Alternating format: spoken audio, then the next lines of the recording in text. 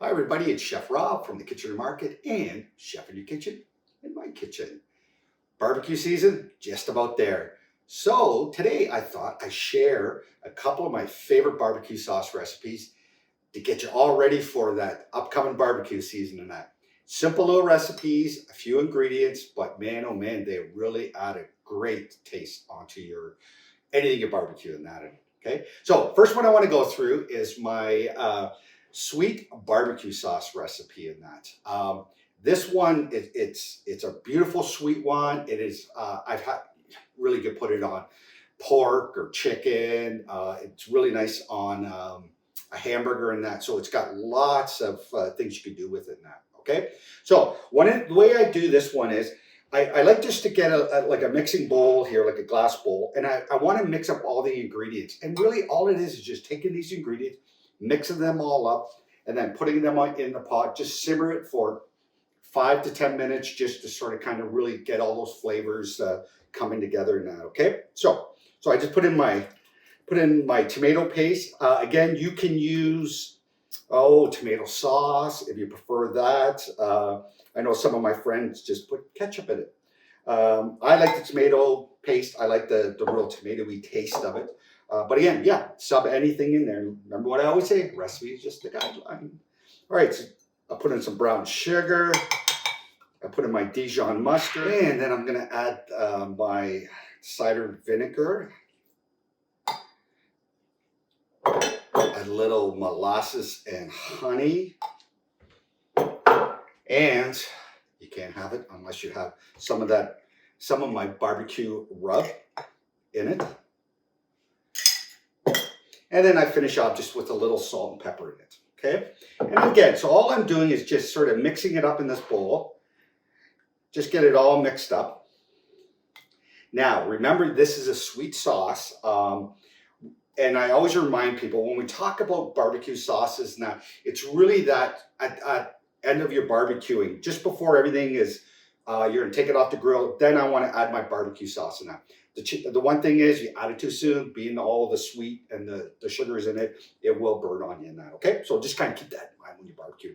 All right, so there we go. So I have my sauce all mixed up, and all I really wanna do from this point on is just put it in my pot, give it 5-10 minutes to simmer all up, and it is amazing. So give it a try. You're gonna really enjoy it.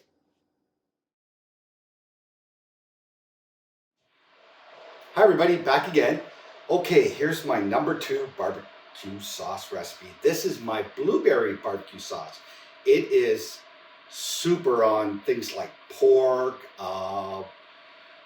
Even I would even try the next time you do a turkey burger, put a little of this blueberry barbecue sauce on. It is excellent in that on it. So pork, anything like that, okay?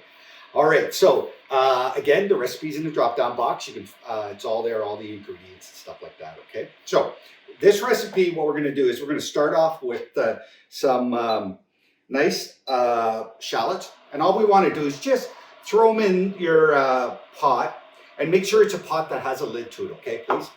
And we're just gonna give them a little saute up, okay? We're just sauteing them, not too long, just to give them, just to cook them up a little bit, okay?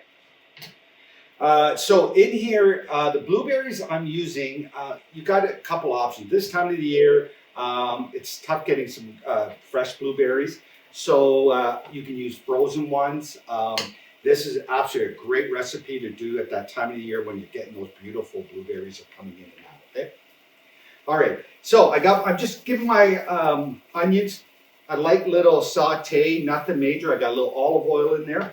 Now I want to add in my garlic and my adobe pepper. And again, if you, for me, that adobe pepper just really gives it just gives it a little bit of heat, but it's just that lovely little smoke taste you get from it. And just a few minutes sauteing it up.